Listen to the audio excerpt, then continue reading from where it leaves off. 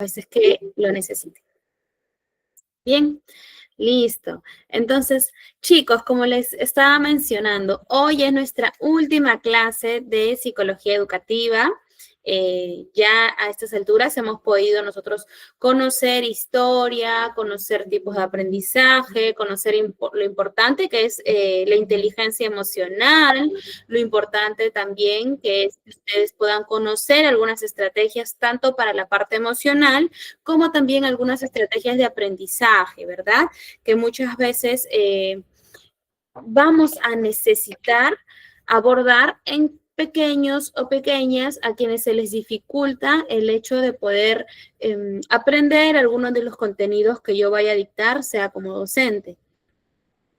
Entonces, ya ustedes tienen algunas de las herramientas, como siempre les menciono lo importante que es que estén actualizados, siempre buscando más información de la que la MIS les puede dar tal vez en estos 60 minutos, ¿no?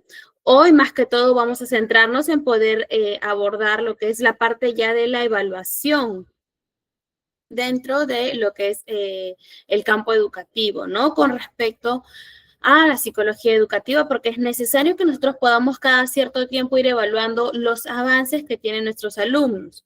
Entonces, básicamente el objetivo que manejamos en la clase del día de hoy es sobre la evaluación psicopedagógica. Tenemos que aprender, tenemos que conocer qué es una evaluación psicopedagógica, por qué es importante que nosotros podamos manejarla, por qué es necesario dentro de este proceso de aprendizaje, dentro del desarrollo que tienen nuestros alumnos en la parte educativa.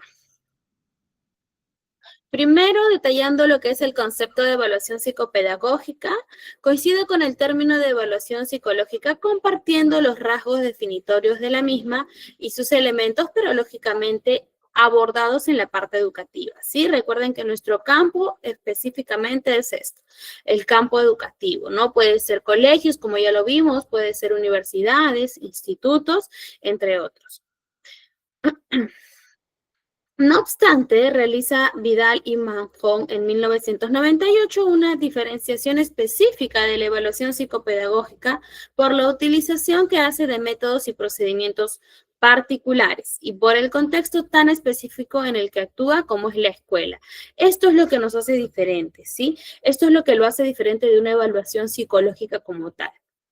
El campo. En este caso, nosotros actuamos en el campo educativo, como les vuelvo a mencionar. La evaluación psicopedagógica ha pasado de ser un proceso de clasificar alumnos a un proceso dirigido a apoyar el proceso de toma de decisiones sobre su situación escolar. ¿A qué se refiere esto, chicos? Ustedes ya conocen ya la historia de la psicología educativa y como bien saben, antes se centraban solamente en poder evaluar la inteligencia, el nivel de inteligencia. ¿Ok? O el coeficiente intelectual. Entonces, por eso es que nos dice que la evaluación psicopedagógica ha pasado de solamente clasificar, ¿no? A los que tienen un nivel de inteligencia superior o menor o dentro de lo normal, ha pasado de ser ese proceso clasificatorio a ser un proceso en el cual yo obtengo un resultado y puedo apoyar en la toma de decisiones para una mejora con respecto a la situación escolar, ¿ok? Hoy por hoy nuestra evaluación psicopedagógica no solamente está basada en medir coeficiente intelectual, ¿ok? Está basada en poder apoyar al alumno, ¿no? Poder determinar cuáles son las dificultades, cuáles son las necesidades del alumno. ¿Ok? Como les digo, lo único que a nosotros nos hace diferentes a una evaluación psicológica es que pertenecemos a otro campo, al campo educativo.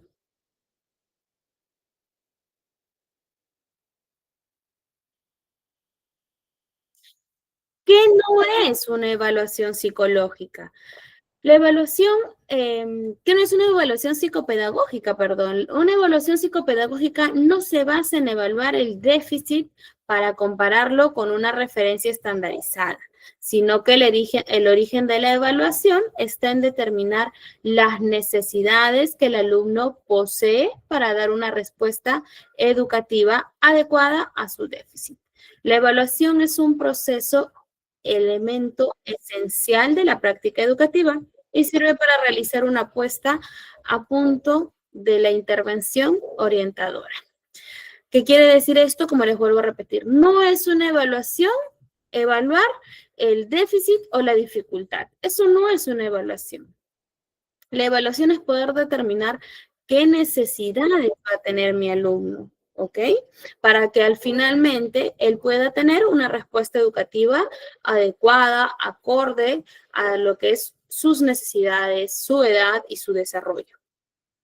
La evaluación es un término que se entiende como un proceso intrínseco, intencional y sistemático, a través del cual se obtiene información fiable y válida para retroalimentar un proceso de forma de decisiones.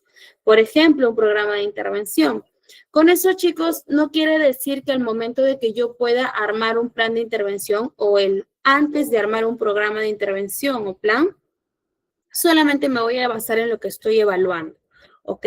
Vamos a ver más adelante que hay elementos muy importantes dentro de evaluación, que no solamente es la aplicación del cuestionario o de la prueba, sino que también tenemos el hecho de factores externos, poder evaluarlos, poder nosotros detallar o precisar algunos aspectos que nosotros podemos determinar a lo largo de la observación que yo voy realizando en el alumno. Entonces, poder generar todo este proceso es un complemento de cada uno de estos factores: aplicación de test, observación, entrevista,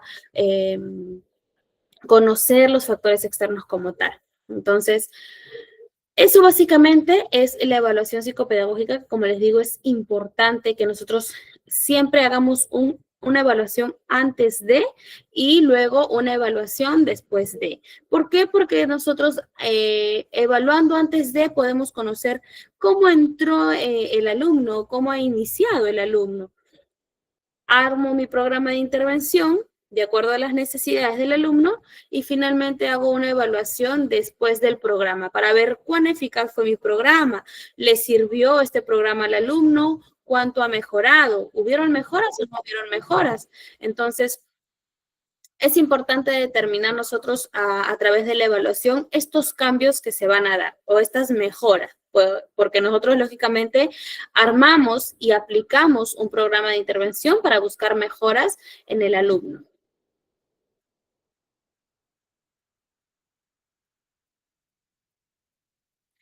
Finalmente, chicos, el objetivo de la evaluación psicopedagógica tiene o es encontrar las ayudas que le permitan progresar al sujeto en su proceso de aprendizaje, ya que está centrada en el modo de aprender y los procesos de cambio a que está sometido.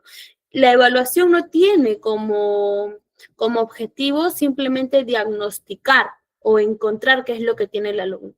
La evaluación tiene como objetivo el poder nosotros encontrar la ayuda necesaria para la necesidad o la dificultad que está teniendo mi alumno, ¿ok? Entonces, esta visión que tenemos del objetivo, ustedes la tienen que tener muy clara, ¿ok?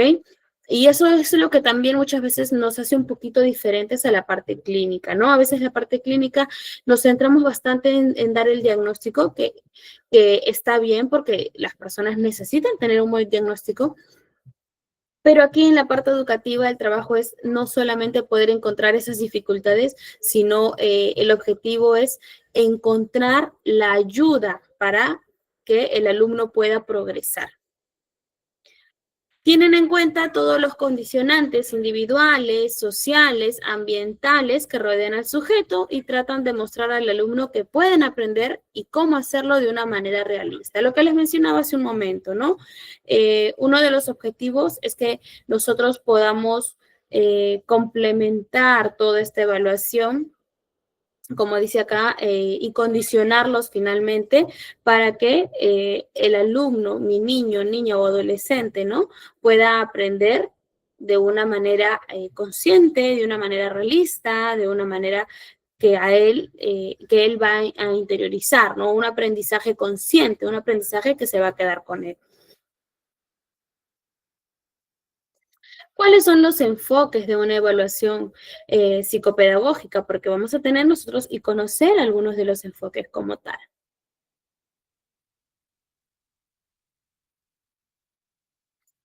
Dentro de los enfoques, nosotros tenemos lo que es el enfoque psicotécnico, ¿sí? Este enfoque psicotécnico es aquel que se desarrolla fundamentalmente a través de test estandarizados y considera la inteligencia un conjunto de aptitudes. La evaluación tiene un carácter fundamentalmente cuantitativo y se basa sobre una conducta global, ¿ok? Aquí nos habla de la aplicación de una evaluación que básicamente considera la inteligencia no en el aspecto del nivel de coeficiente intelectual, sino como un conjunto de aptitudes, ¿sí?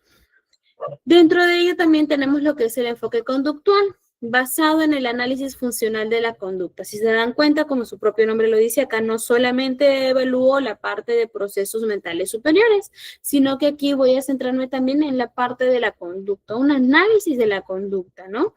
Con un claro carácter asociado del aprendizaje y la enseñanza. La conducta que se da dentro del campo, básicamente, la conducta que tiene mi alumno durante este proceso de aprendizaje, de enseñanza-aprendizaje.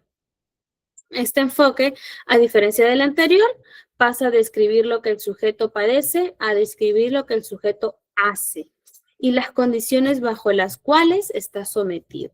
Esto de aquí, a diferencia del otro, también es más cualitativo, ¿ok? Es escribir, es detallar, es darme el tiempo de poder observar y anotar algunas cualidades, ¿no? Algunas, como dice acá, conductas que el niño tiene durante este proceso de enseñanza-aprendizaje, pero no solamente lo que el niño, niña o adolescente hace, sino que también tengo que anotar las condiciones bajo las cuales él está sometido o las condiciones también sobre las que el niño hace tal conducta, ¿no? A ver, el niño normalmente realiza movimientos repetitivos cada vez que nos toca abordar el curso de matemáticas. Entonces, anotamos eso porque vemos que de repente hay una dificultad solamente para el tema de las matemáticas, ¿no? De acuerdo a eso, podemos hablar posiblemente de lo que es bueno, un tema X discalculia, pues, ¿no? Que es el problema fundamental que hay referente a los cálculos, ¿no? Una dificultad para hacer cálculos. En el caso de niños y niñas nos damos cuenta que es cuando tienen el problema para esto de las sumas, de las restas. Entonces, por ahí que haciendo este análisis funcional de la conducta, a lo que se refiere el enfoque conductual, podemos nosotros detallar, ¿no? Para el niño tal vez en el horario del curso de ciencias o de comunicación le va bien. Sin embargo, cada vez que va a realizar el curso de matemáticas, vemos que realiza estas conductas repetitivas, no presta mucha atención, de repente no le agrada el curso, pues, ¿no? Entonces, este enfoque nos permite a nosotros hacer una observación y hacer una lista o un escrito más detallado a nivel cualitativo y no tan cuantitativo, ¿sí? Porque si se dan cuenta en el enfoque psicotécnico nos decía aplicación de test, ¿no? Para medir o considerar la parte de la inteligencia y las aptitudes con un resultado cuantitativo, con un número cuantitativo. Ahora en el enfoque conductual no, es desarrollar más la parte cualitativa, ¿sí? Bien, entonces, ahora hablemos del enfoque de potencial de aprendizaje. Es un enfoque con un marcado carácter cognitivista y constructivista que considera que las deficiencias cognitivas se deben a deficiencias cualitativas y cuantitativas en la instrucción recibida, ¿no? Este enfoque básicamente nos va a abordar los dos que hemos visto anteriormente, porque si se dan cuenta, para ellos, para este enfoque, todas las dificultades a nivel de aprendizaje, a nivel de la parte educativa que pueda tener el alumno se deben tanto a las deficiencias cualitativas, que es lo que acabamos de mencionar, toda la parte conductual, pero también se debe a la parte cuantitativa, que es a este proceso de la evaluación a nivel de inteligencia y actitudes. Entonces, para el enfoque de potencial de aprendizaje, ellos nos dicen que vamos a considerar dos enfoques, el psicotécnico y el conductual. O sea, prácticamente ellos nos dicen que es un complemento de ambos, ¿sí? Que está bien, ¿no? Porque siempre nosotros tendríamos que considerar ambas partes, la parte de cómo estoy a nivel de procesos mentales superiores, así como también cómo estoy en la parte conductual, qué es lo que está aconteciendo en esta parte conductual. Tenemos el enfoque de diagnóstico pedagógico. Este es un enfoque que considera la evaluación como un elemento que forma el currículum. El diagnóstico del sujeto se considera una evaluación y una orientación. Es un proceso cíclico que alimenta la toma de decisiones, ¿no? Básicamente nos centramos acá en la parte diagnóstica. Lo importante que es tener un diagnóstico, chicos. Yo les hablaba hace unas clases que es necesario diagnosticar bien, ¿no? Porque dice que acá el hecho de diagnosticar bien nos lleva a retroalimentar una toma de decisiones. Yo les decía, nosotros armamos un programa o un plan de intervención de acuerdo al diagnóstico que mi niño o niña pueda presentar. Entonces, si yo hago un mal diagnóstico, hago un mal plan o hago un mal programa. Si hago un mal plan o un mal programa, tengo malos resultados, porque finalmente mi programa lo dirigí a una necesidad que no debo cubrir o una necesidad que no tiene mi alumno. Entonces, eso es perjudicial para el alumno y perjudicial también para el docente porque es un tiempo que el docente se da, es un tiempo y una dedicación que el docente toma para poder contribuir con este programa de intervención que finalmente resulta un poco favorable para nuestro alumno, ¿ok? Entonces, esta parte de acá del enfoque de diagnóstico pedagógico se basa mucho en lo importante que es tener un diagnóstico, trabajar con un diagnóstico, ¿ok? Ya es como que tú dame el diagnóstico y yo ya hago la toma de decisiones con respecto al programa, con respecto a la aplicación, con respecto al plan de intervención. Yo me dedico netamente a eso, pero tú me das un diagnóstico que va a formar parte del proceso o del currículum, como dicen ellos.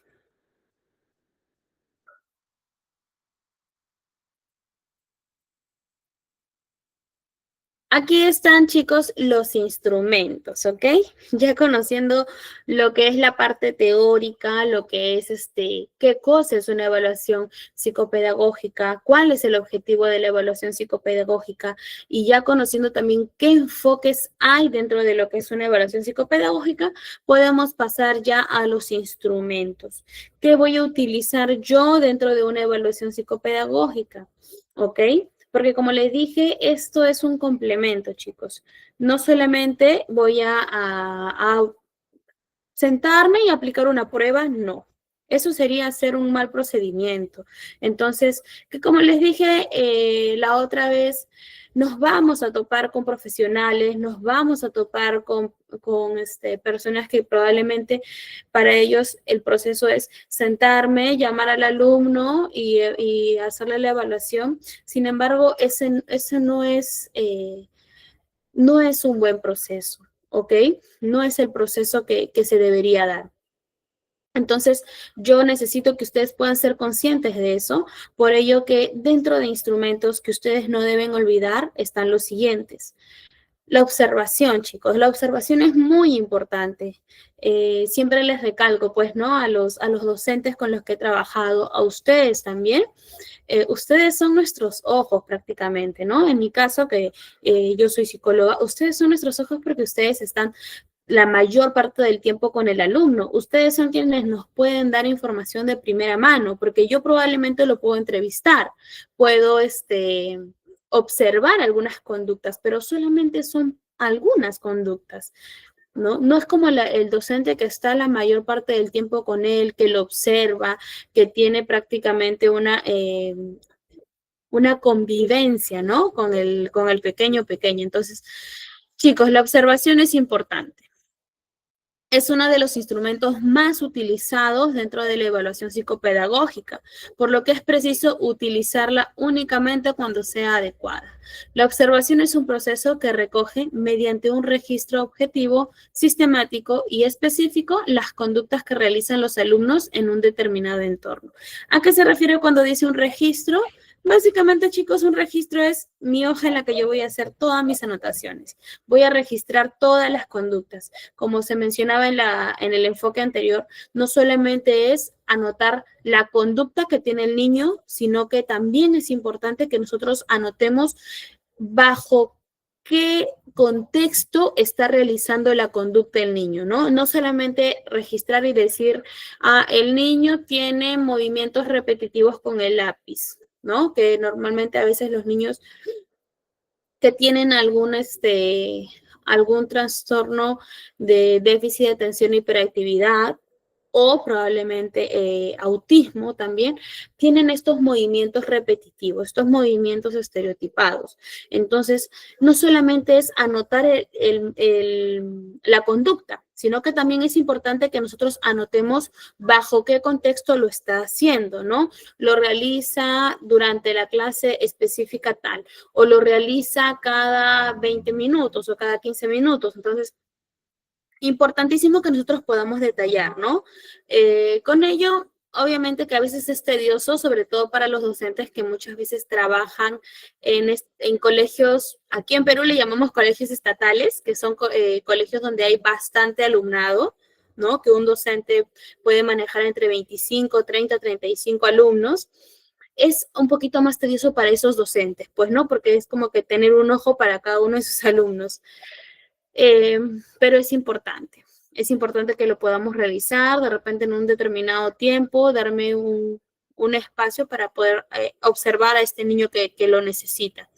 Entonces, la observación, chicos, es fundamental. Ahí no saben cuánto nos ayudan a nosotros los psicólogos, porque muchas veces hay psicólogos que no pueden entrar al aula o no se dan el tiempo de hacerlo, ¿no? Entonces, por ahí que le pedimos ahí una ayudita al docente para que ellos nos hagan un informe o nos den un registro de lo que han podido observar. Entonces, lo primero, lo principal, la observación dentro de sus instrumentos para una evaluación.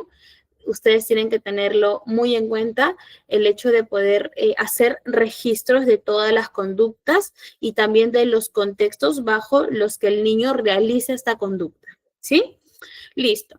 Entonces, también tenemos pruebas pedagógicas, ¿no? Que son las pruebas que nos permiten a nosotros obtener información que competen a la obtenida en otras fuentes, ¿no? Acerca de las interacciones que se producen en los procesos de enseñanza, aprendizaje y las capacidades básicas del alumno. Básicamente, estas pruebas son los cuestionarios, pues, ¿no? Más adelante les voy a mencionar algunos de los cuestionarios que el psicólogo educativo normalmente realiza para medir el tema de inteligencias, de aptitudes, todo lo que es con respecto a procesos mentales superiores.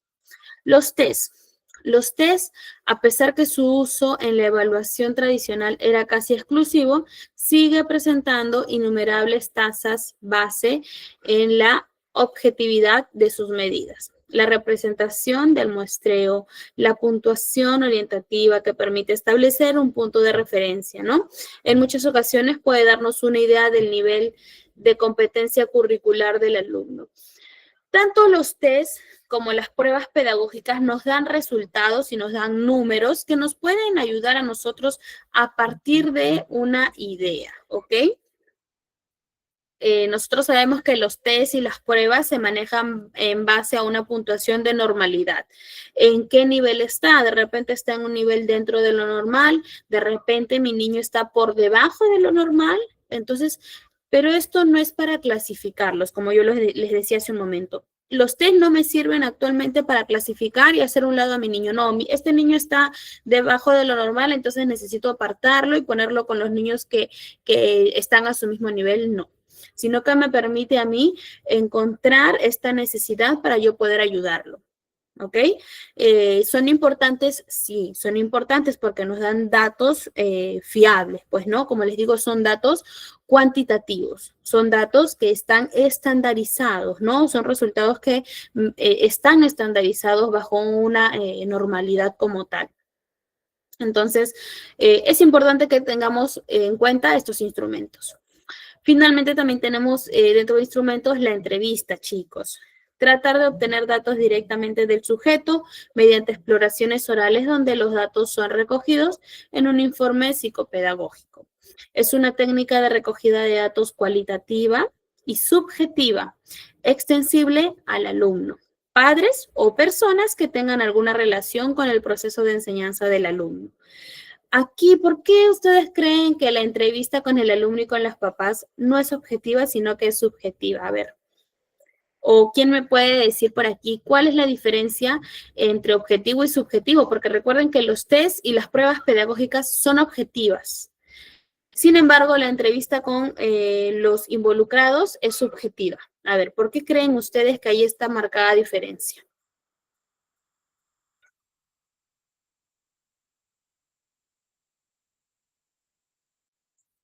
A ver, chicos, los leo aquí en el chat.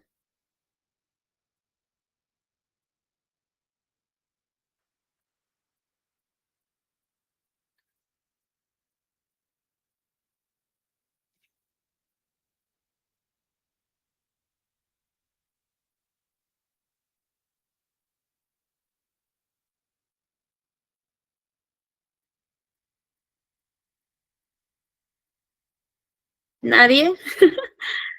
Les ha comido la lengua el ratón. Hoy día no quieren participar, creo. A ver, Lucy nos dice aquí, porque con la entrevista ya tienes más contacto con la persona y puedes ver sus gestos y lenguaje corporal. Ya. A ver, ¿quién más? ¿Quién más se atreve a decirme por qué los test y las pruebas psicológicas nos van a dar datos objetivos o resultados objetivos, mientras que una entrevista con el alumno, mientras que una entrevista con el papá o la mamá, me van a dar más que todo un informe cualitativo y subjetivo, tal vez? ¿Por qué hay esa diferencia? ¿Por qué uno es objetivo y el otro es subjetivo? ¿Por qué creen ustedes?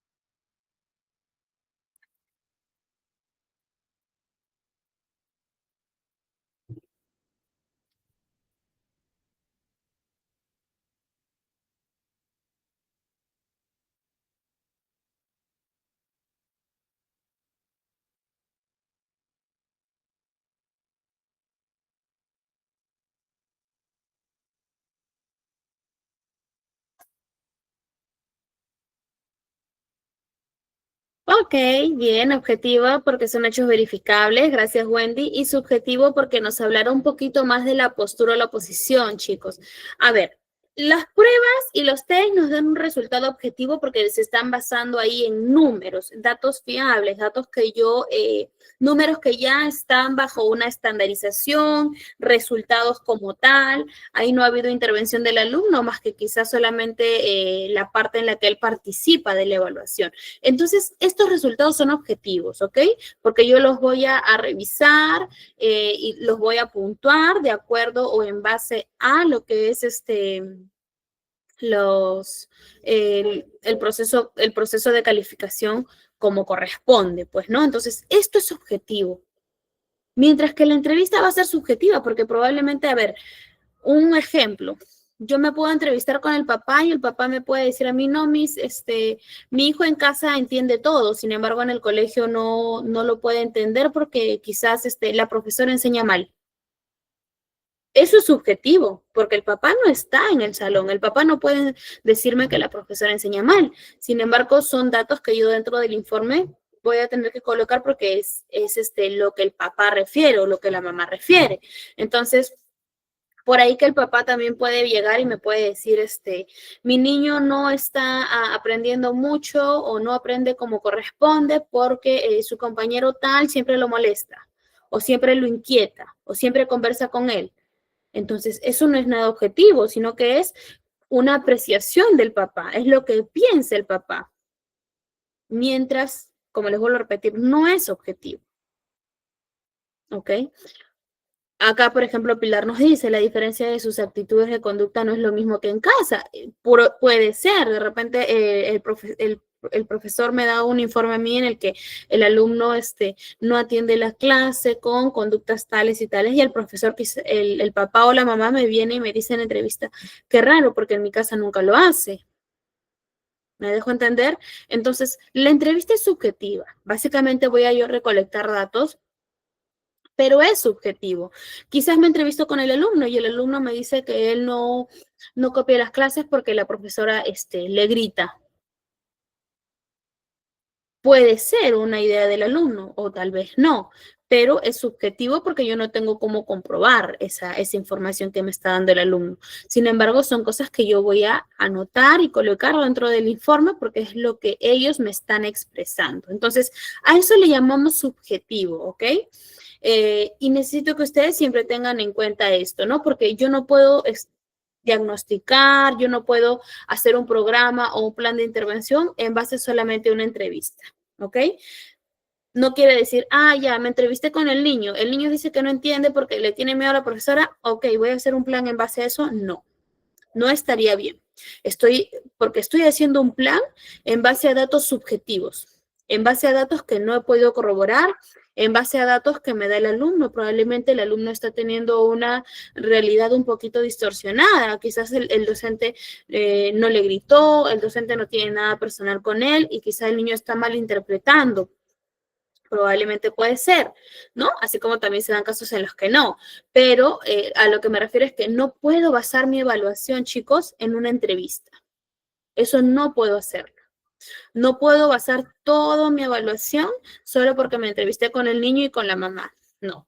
Como les dije hace un momento, lo puedo hacer cuando hago un correcto uso de mis instrumentos. Y mi instrumento no solamente es la entrevista, así como no solamente es la observación, sino que también es importante considerar todo el conjunto: observación, evaluación y entrevista. Así yo mismo saco mis conclusiones, ¿ok? Entonces, eso me va a permitir a mí tener un panorama más amplio, una visión más amplia del problema o la necesidad que está teniendo el alumno.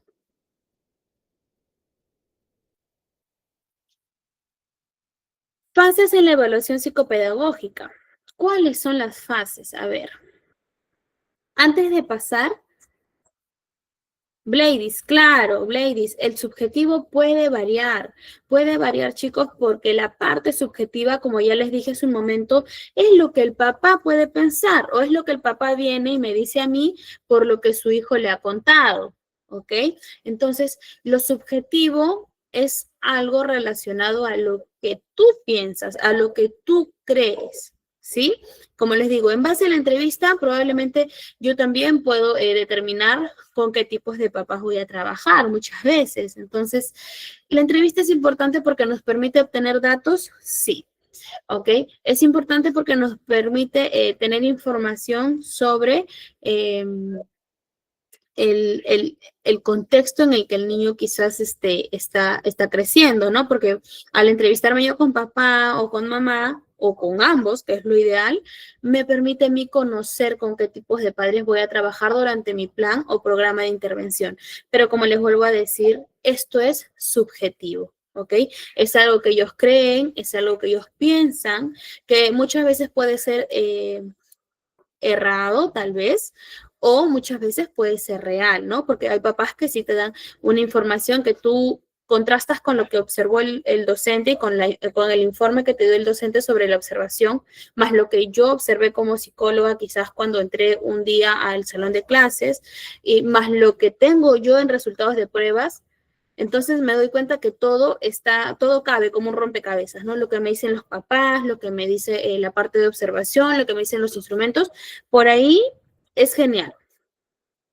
Pero de repente también, dado el caso en que la entrevista con los papás, pues es mucha parte subjetiva, mucha parte de lo que ellos creen, mucha parte de lo que los niños también a veces creen y de lo que los niños a veces pueden malinterpretar tal vez, ¿no? Entonces, la entrevista no es un instrumento en el cual yo me puedo basar para hacer un programa, ¿no? Como les digo, es un instrumento que me permite a mí alimentarme de las posiciones, de lo que ellos creen, de las conductas que ellos observan, pero es subjetivo, ¿no? Más que todo, parte objetiva, pruebas y test. Cuestionarios, pruebas, eso es test, la parte objetiva. No es confiable, o sea, no es confiable. ¿Me sirve para tener información? Sí, pero no es confiable. Pues no, porque como dice aquí nuestra compañera Pilar, muchas veces te vas a topar con papás que durante una entrevista te digan, ya he escuchado que esa profesora es mala, ¿no? O que esa profesora no explica bien. Puede ser, ¿no? Que hay papás que dicen, tengo un conocido que su hijo también estuvo con esta profesora y su hijo tenía el mismo problema. Entonces, mi hijo no tiene problemas para aprender, es la profesora o es el docente. Entonces, por ahí que no nos van a ayudar con la información, ¿no? Pero para mí es información que sirve porque ya más o menos voy conociendo los padres con los que voy a trabajar, así como también es el caso en el que te encuentras con papás que definitivamente te dan muchos datos que tú finalmente dices, oye, mira, justo lo que el papá me está diciendo, la Miss también lo ha observado, ¿no? El papá de repente te dice, mi, yo también me he dado cuenta que cuando tenemos que hacer las tareas domiciliarias, ¿no? O tareas de matemática, también mi niño empieza a tener esta conducta, este movimiento, sí lo he notado. Y te vas con lo que observó la docente y también es lo mismo. Entonces, chicos, vamos a encontrar de todo, ¿sí? Papás que nos dan una información que muchas veces está un poquito distorsionada, así como papás que también te dan una información que nos permite hacer un contraste básicamente con lo que observó el docente. Entonces, siempre vamos a ver de todo, por eso les digo. Es importante que tengamos en cuenta todo este complemento, ¿sí? Bien, entonces chicos, hasta aquí, antes de entrar ya a las fases de la evaluación, ¿todo está claro para poder continuar? A ver. Me ponen ahí en el chat, porque de repente si a alguien no le quedó claro esta parte de qué es objetivo, qué es subjetivo, de repente por ahí me escriben para explicarlo como corresponde. De repente ustedes necesitan algún soporte más. Sí, ok, sí. ¿Quién más, chicos? A ver, si es que está claro, me indican para poder continuar. Ok, sí, Dioselina, ahorita en breve entramos a lo que son qué tipos de pruebas se van a aplicar. Ok, bien, Wendy, gracias, ladies, Damelis, Miriam. Genial, chicos. Entonces, continuamos. Vamos a fases de la evaluación psicopedagógica. Dentro de fases tenemos la valoración de la información que ya tiene la escuela por el alumno y tenemos luego la evaluación de la situación inicial, instrumento de ayuda para la recogida de información. ¿Ok? Dentro de valoración de información que ya tiene la escuela por el alumno, encontramos la observación en el aula, lo que les mencionaba hace un momento. Dentro de la fase de la evaluación es importante el hecho de aplicar el instrumento de observación. Esta observación se da, lógicamente, dentro del aula. El análisis de los trabajos de los alumnos. Analizo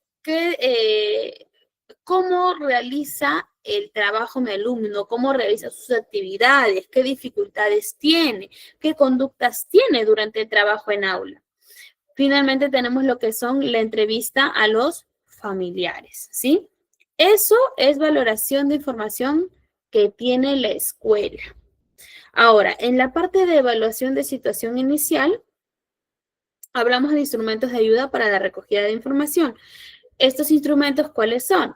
Las pruebas psicopedagógicas que yo les mencionaba. Es importante que evaluemos al inicio, así como también al final, ¿ok? La del inicio me sirve para tener el contexto de la situación en la que mi alumno está entrando, ¿ok? ¿Qué más? La devolución de la información y propuestas de trabajo. Ok, yo aplico una prueba, tengo que hacer una devolución del resultado, ¿sí? Si en mi prueba me sale que mi alumno tiene dificultades para desarrollar actividades relacionadas de repente al campo de las matemáticas, al parte de la lectura, de la escritura, tengo que devolver estos resultados. Pero no solamente es devolver resultados. Como les dije, mi trabajo como psicólogo educativo, mi trabajo como docente, no es decirle al papá, oye, ¿sabes qué? Tu niño o tu niña tiene problemas para las matemáticas. No, mi trabajo es hacer la devolución, sí, de las deficiencias, dificultades que he encontrado, pero también hacer una propuesta de trabajo, ¿ok? Mi devolución de este informe va acompañado de una propuesta de trabajo, chicos. ¿Qué podemos hacer nosotros para ayudar? Porque recuerden que el objetivo de la evaluación hoy por hoy es ese, encontrar la ayuda para lo que necesita mi alumno. ¿Ok? Entonces, aplicar prueba, devolver el resultado de la prueba, proponer lo que es un plan de intervención o un programa y hacer un seguimiento. Dentro de lo que es los tipos de evaluación psicológica, chicos, vamos a encontrar lo que es una evaluación ordinaria. Es aquella que puede realizar cualquier profesor en su aula de manera rutinaria, ¿no? Empleando los instrumentos habituales que tiene a su alcance, por ejemplo, la observación, la entrevista, algunas escalas, los exámenes. Con eso nos ayudan los docentes a nosotros. Esa es información valiosa. Como les dije, la información más valiosa que considero que nos da el docente es la observación. La observación, la entrevista, como dice acá, los exámenes ordinarios, porque chicos, dentro de una evaluación como tal, también consideramos todo este proceso de notas, ¿no? Se podría decir, ¿no? De repente tengo un alumno que hasta julio a nivel académico ha estado bien, ¿no? El docente me dice, mira, psicóloga, el niño hasta el mes de julio tenía buenas notas, tenía un buen rendimiento académico, pero de julio en adelante algo pasó. Entonces, ¿quién me da esa información a mí? Es el docente, porque yo como psicóloga no hago los exámenes, o sea, no le reviso los exámenes a los niños, yo como profesora no soy la que revisa los cuadernos, no soy la que doy la clase. Entonces, ¿quién me puede dar esta información? El docente. ¿Y cómo me puede dar una información? Es de repente con la libreta de notas, de repente con el tema también de asistencia. Muchas veces el alumno hasta julio asistía regularmente, ahora no lo hace. Mira, acá tengo su informe de asistencias y podemos verlo, podemos revisarlo. Tengo su libreta de notas, podemos revisarlo. Toda esa información me la da el docente. Entonces, esa es una evaluación ordinaria que, como les digo, es algo que lo generan ustedes, los profesores. La evaluación psicopedagógica. Estamos ante una evaluación técnica que por su complejidad requiere de profesional distinto del equipo educativo, ¿no? El que no participa ya en las tareas colaborativas. El término psicopedagógico responde a que es una evaluación que se realiza estrictamente dentro del marco escolar, sin contar con otros profesionales de otras áreas fuera del ámbito del sistema educativo. La evaluación psicopedagógica la realiza el psicólogo educativo, chicos, ¿sí? La evaluación les voy a mencionar más adelante, las cuales nosotros realizamos normalmente, pero la realiza ya netamente el psicólogo educativo, ¿no? Más no el docente. La evaluación compartida. En este caso, la intervención de otros profesionales no se hace solamente a nivel de asesoramiento técnico, sino que además se participa en colaboración directa con el profesor. No solo contempla la petición de ayuda, sino que además esa ayuda implica la intervención en el proceso de otros profesionales. La evaluación compartida básicamente es esto, ¿no? El proceso en el que interviene el profesor, el proceso en que yo como psicóloga educativa quizás necesito el apoyo de un psicólogo clínico, entonces de repente hago la derivación, pues no al papá o a la mamá, le comento que necesita una ayuda externa. La evaluación asistida se trata de una evaluación ordinaria donde el profesor solicita el asesoramiento de otros profesionales. Esta evaluación asistida la hace el docente. Ya cuando el docente ve que hay dificultades, ve que son dificultades que él dentro del aula probablemente no los puede manejar y se requiere de un apoyo, eso se llama evaluación asistida y la generan los docentes, ¿no? Los docentes prácticamente solicitan este apoyo, este asesoramiento del otro profesional, ¿no? Como el profesor de apoyo o el orientador del centro en la planificación, análisis y valoración de los resultados. La única diferencia entre una y otra modalidad es la petición de ayuda, nada más. La evaluación multidisciplinaria, pues no, es un espacio más en cuanto a la especialización de la evaluación, ya que en este caso engloba profesionales especialistas externos. Por eso la evaluación dejaría de llamarse psicopedagógica para llamarse multidisciplinaria, cuando yo quiero o tengo sospechas de algún diagnóstico. Ya no solamente ayuda del psicólogo, sino que ya empiezo con poder requerir la evaluación quizás ya de un neuropediatra, puede ser, probablemente, de un psiquiatra también, si tengo alumnos con, no solamente con la parte de aprendizaje, sino que muchas veces en la parte de alumnos adolescentes, veo ya conductas que donde el adolescente se autolesiona, donde hay algún peligro de suicidio, ¿no? Por ahí que algún caso extremo de depresión, de ansiedad, ya requiere lo que es una derivación para lo que es psiquiatría, ¿no? Probablemente por un tema de medicación. Entonces, ya hablamos ahí de una evaluación multidisciplinaria porque ya eso no solamente compete a la parte de educativa, sino que requiere el apoyo de otros profesionales.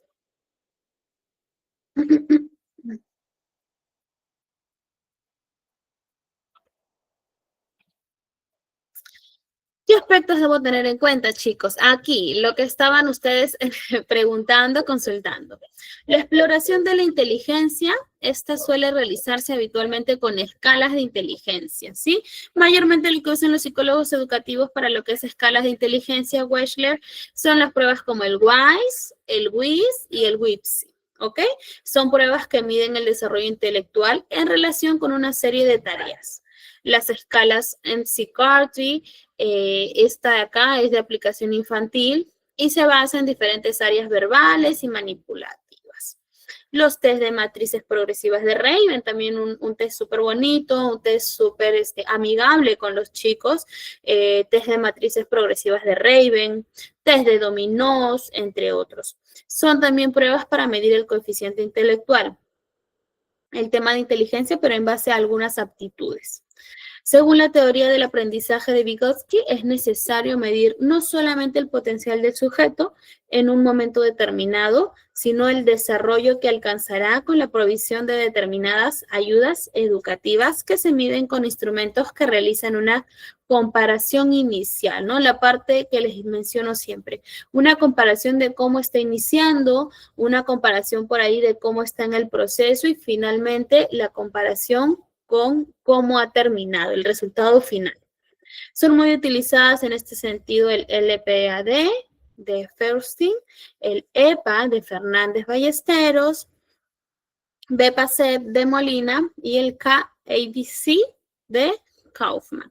Ok, acá tienen ustedes algunas de las informaciones, pero como les digo, la parte de psicólogo educativo es quien normalmente realiza esta evaluación de estos cuestionarios, de estas escalas, de estos test, ¿no? Esto no lo realiza el docente, esto lo realiza netamente el psicólogo. Pero son algunas de las pruebas. La evaluación del desarrollo social se basa en la medición de aquellos factores psicológicos y sociales que tienen alguna relación con el proceso de enseñanza y aprendizaje. En ese sentido, sería conveniente medir aspectos como la autoestima. Nosotros tenemos las evaluaciones de autoestima de Copper-Smith, ¿ok? Que nos sirve bastante, que mayormente lo utilizamos para medir cómo está a nivel de autoestima de nuestros alumnos. El autoconcepto, las relaciones sociales, el equilibrio emocional, la integración familiar, integración en el centro, etc. Esto es importante porque, como ustedes ya saben, no solamente en psicología educativa o en la parte educativa me baso yo en la parte del proceso de aprendizaje, sino que también es importante la inteligencia emocional. Por eso es necesario que nosotros también podamos evaluar estos aspectos, ¿no? El tema de cómo se están relacionando, el tema de las habilidades sociales, es importante también evaluarlo. El desarrollo motor tiene una especial importancia en el desarrollo de los alumnos porque se relaciona con su capacidad de de realizar actividades de manera autónoma. Esto mayormente lo generan en la parte de inicial, cuando están pequeñitos, ¿no? Muchas veces es importante notar algunas falencias en la parte motora, ¿sí? Una observación de repente para los docentes que son de inicial o de preescolar, es necesario que ellos cada cierto tiempo puedan tener un registro o una evaluación de la parte motora, porque muchas veces detectamos, pues, ¿no? Si hay algunas dificultades a nivel motor para la realización de actividades. Es preciso determinar las habilidades motrices generales y específicas a través de pruebas de exploración. Aquí tenemos algunas pruebas de exploración, pues, ¿no? Como, por ejemplo, prueba de exploración de Brunet y Lessing, de Osereski también. Y por último, dentro de la evaluación de las características del contexto social, familiar y escolar. En la parte de autoestima, como les dije, el más conocido es de Copper-Smith. En la parte de personalidad, por ahí podemos utilizar la prueba de personalidad como tal, de los 16 PF, entonces 16 factores de personalidad. Entonces son pruebitas que bastante utilizadas, bastante confiables, ya estandarizadas para cada uno de los distintos países, pero como les vuelvo a recalcar, mayormente ese trabajo lo genera el psicólogo. Contextos a tener en cuenta dentro de la evaluación psicopedagógica. El contexto social influye sobre el sujeto y la escuela, y es importante porque indica los valores y actitudes del grupo donde se inserta, porque es otro agente de socialización diferente a la escuela y la familia, y porque la relación y naturaleza de las relaciones que se producen en él determinará la conciencia del sujeto sobre su desempeño para asimilar las tareas preescolares. Algo que ustedes ya tienen muy claro, chicos, según lo que hemos podido trabajar estas sesiones. Ustedes ya tienen muy claro que la parte de ambiente, la parte de contexto bajo la cual el niño está criado, bajo la cual el niño está relacionado, tiene influencia dentro de la parte académica. El contexto familiar es el primer agente educativo que el niño tiene y que las primeras edades es el que mayor influencia ejerce, atribuyéndolo expectativas sobre sus capacidades y logros. Por otro lado, chicos, el contexto escolar o la competencia curricular del alumno, que ya vemos más abajo, y otros aspectos relacionados con el desempeño del alumno en el aprendizaje, ¿no?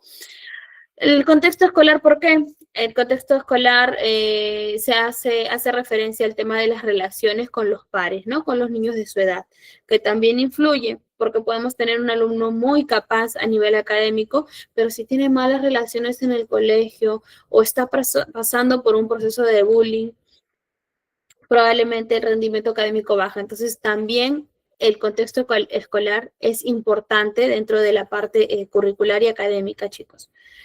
Habitualmente para la evaluación se emplea en el proyecto curricular, programas de aula, entrevistas, observaciones, cuestionarios, que es ya la parte ya de evaluación que nosotros hemos podido conocer. Entonces, aquí básicamente esta partecita nos habla de lo importante que es conocer el lado de familia, el lado de bajo qué contexto está creciendo el niño, ¿no? Porque de repente está creciendo en una situación de vulnerabilidad. Entonces, es necesario que nosotros podamos tener esa información a la mano, que podamos conocerlo de cerca. De repente, el alumno está creciendo en un contexto familiar violento. Entonces, es necesario que yo lo pueda conocer porque quizás tengo un niño que académicamente yo sé que rinde, pero los problemas familiares lo están a él desbordando. Entonces, por ahí que no es que mi niño tenga un problema a nivel de aprendizaje como tal, o una dificultad o un trastorno del aprendizaje, sino que mi niño lastimosamente por la parte emocional está viéndose afectado por otros agentes externos, ¿no? Entonces, estos son cositas que nosotros tenemos que tener en cuenta siempre, ¿sí?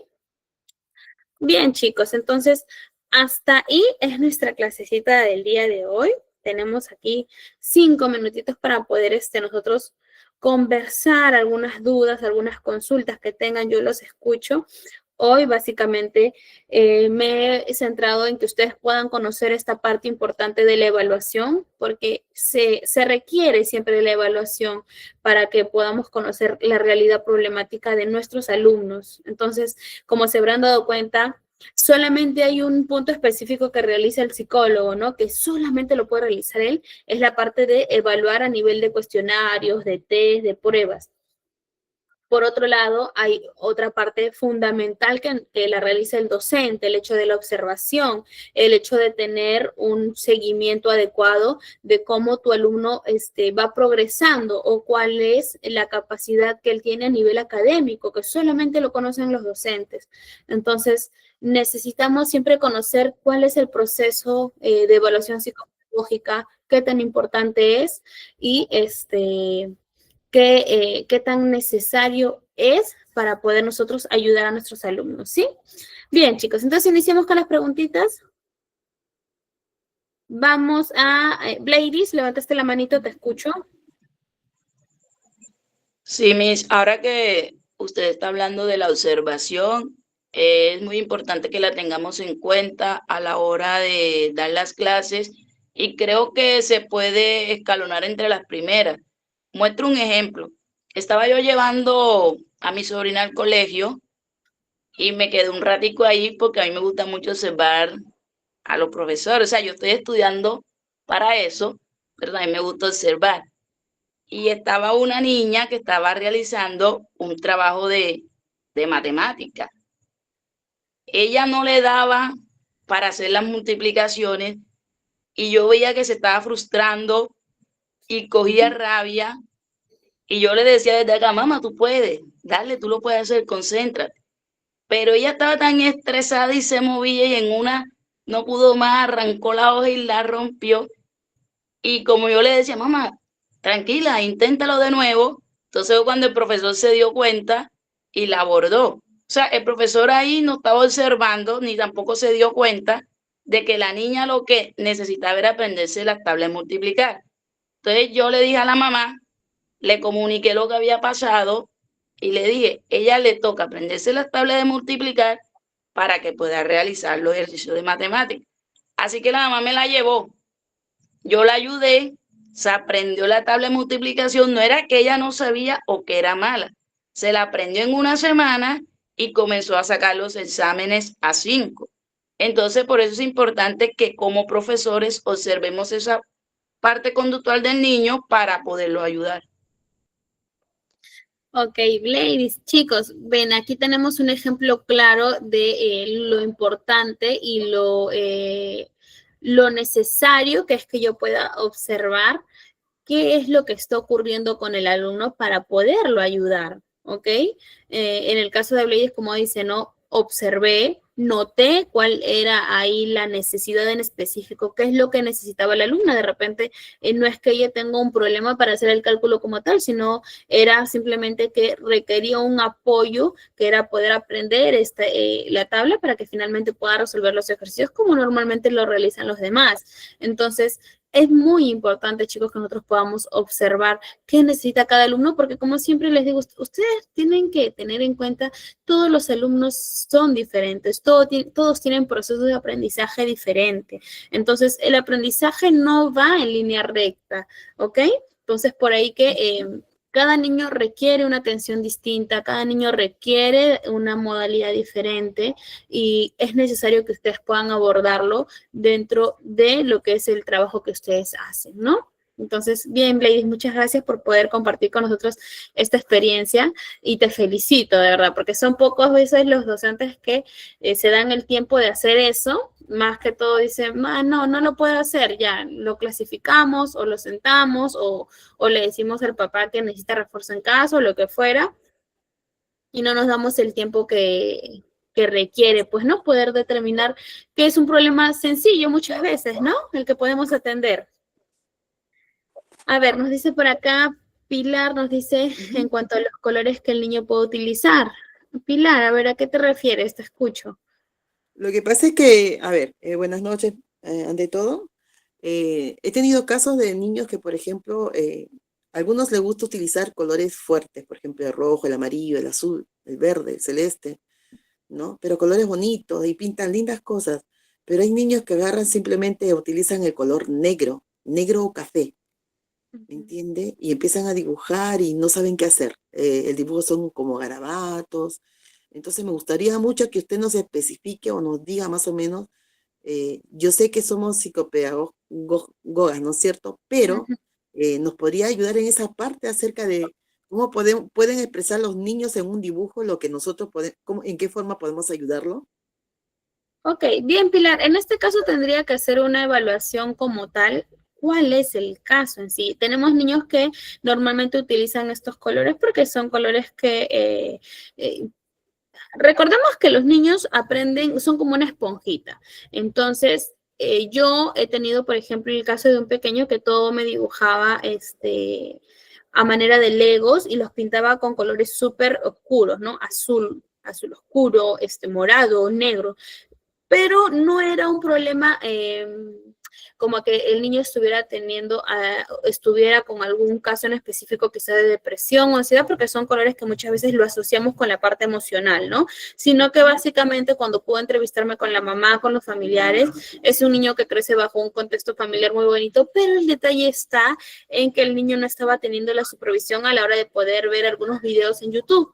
Entonces estaba viendo estos videos de estos famosos Legos, pero Legos que eran tipo, se me fue la palabra, estos no nórdicos, no, Legos como que tipo nocturnos o algo así. Entonces el niño se había familiarizado bastante con estos colores y le gustaban, le empezaron a gustar bastante estos colores. Entonces muchas veces no es irnos ya a determinar de repente no usa colores negros, colores morados, una señal de alerta, sino que por ahí podemos indagar un poquito más con los familiares, ¿no? Y también con el alumno, ¿no? Si el alumno no nos da indicios de que la está pasando mal, indicios de que el color lo está el color merece ser relacionado con una influencia negativa en la parte emocional. Entonces, por ahí nada más que pedir el apoyo a los familiares para que puedan hacer la supervisión adecuada para los videos que ven los niños, ¿no? Pero lo ideal es que normalmente el niño use, pues, ¿no? Toda la gama de colores porque es lo que los niños normalmente hacen, ¿no?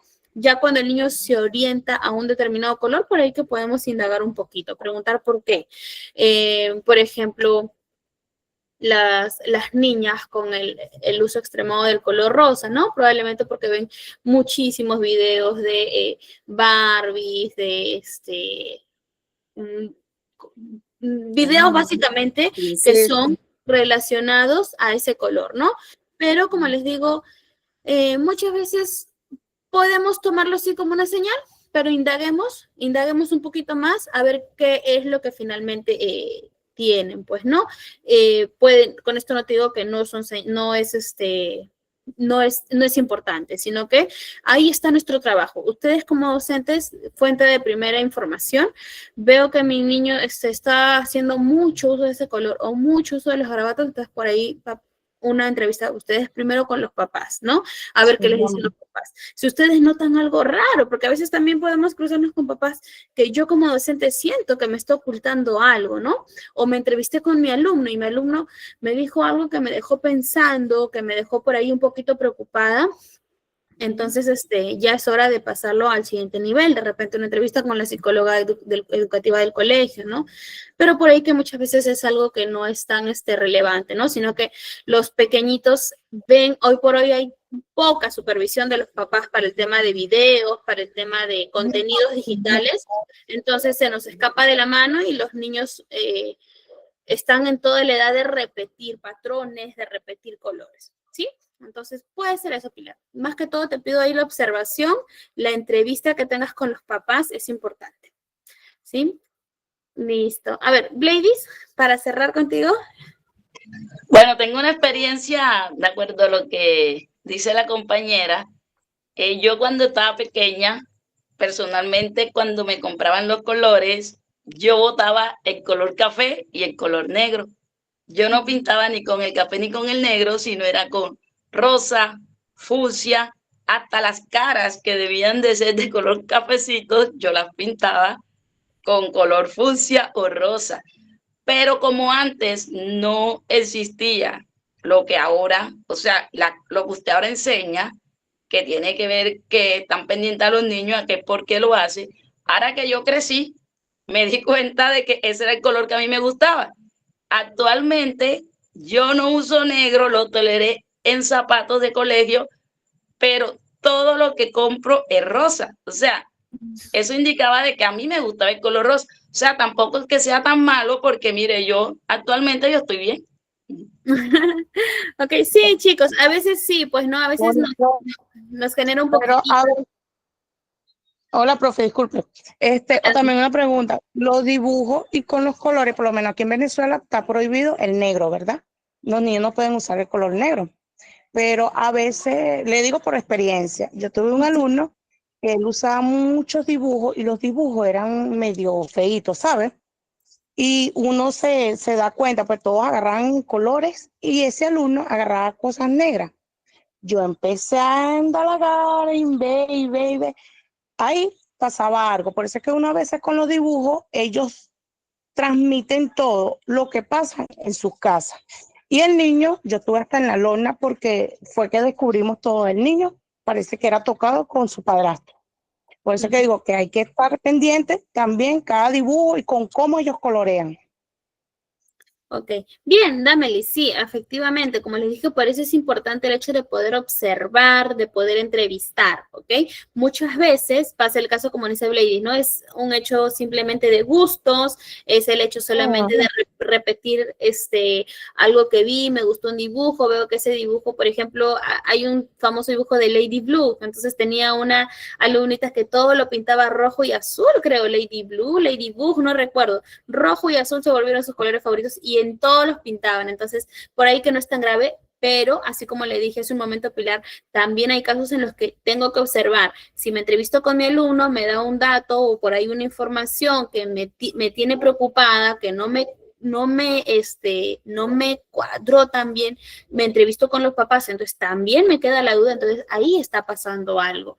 Entonces, Sí. hay casos, chicos, sí, hay casos. Y nosotros, como les digo, siempre tenemos que estar pendientes de esto, porque, como dice Dami, en su caso sí estaba pasando algo, ¿no? Y no es algo que digamos que podemos dejar pasar porque estamos hablando de una violencia como tal. Entonces, Exacto. siempre observemos, siempre entrevistemos, obtengamos la información, por ahí que es algo poco relevante, por ahí que no es algo que puedo dejar pasar como docente, ¿no? Entonces, nada, ese es el trabajo de ustedes, el trabajo tan bonito que tienen los docentes de poder estar ahí vivenciando cada paso, cada evolución, cada falencia, cada crisis también, ¿no? Entonces, nada, chicos, tienen un gran trabajo, los que son docentes, los que son psicólogos, auxiliares, maestros, Gracias. sombras, dedíquenle el tiempo que corresponde, pues, ¿no? Para poder siempre hacer lo mejor que puedan, porque estamos formando personitas que, aunque no quieran, ustedes influyen mucho en la vida de ellos. ¿Sí? Y podemos salvar vidas, podemos mejorar vidas, podemos salvar vidas. Bueno, en el caso de Damelis, como nos cuenta ella, estaba pasando un caso de violencia y ellos pudieron darse cuenta. Entonces, ha tenido la oportunidad de poder salvar a un niño de una situación, ¿no? Entonces, con el trabajo que ustedes realizan también mejoramos vidas. Así que, nada, chicos, es nuestra última clase. Espero que nos podamos ver en otros cursos. Igual siempre atentos a GCAP. GCAP está lanzando varios cursos en la parte de psicología, en la parte de educación, de motivación educativa también. Así que denle a seguir ahí a las páginas de Facebook, de TikTok, al canal de YouTube. Nada, preocúpense, hoy es el último día de certificación. Acuérdense, los que son de Perú, 50 soles, los que están en el extranjero, 14 dólares. Y nada, siempre estamos comprometidos con la enseñanza para que cada uno de ustedes tenga los conocimientos necesarios y puedan aplicarlos dentro del campo, dentro de lo que ustedes están desarrollando en su mundo laboral, ¿sí? Nada, chicos, entonces, sin más que decir, las dejo de... Disculpe, tengo una preguntita. Hay otros cursos que dan 2 horas. Yo le hago una pregunta. ¿El curso de usted o que tiene que ver con la educación, por qué siempre es de 1 hora? Que es interesante también. Y solo ponen 1 hora y lo demás ponen de 2 horas. Porque yo a veces doy otros cursos, pero lo colocan de 2 horas y usted, ¿por qué de 1?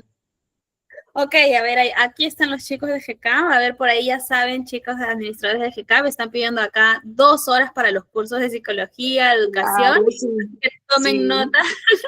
Muy importante. Esos son los más extensos, los buenos.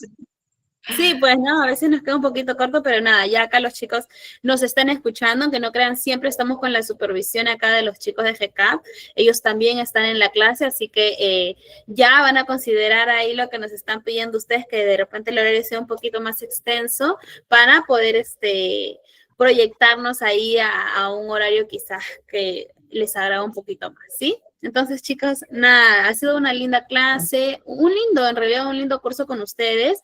Los invito a que sigan capacitándose. Tenemos bastantes cursos con respecto a la parte de psicología como tal.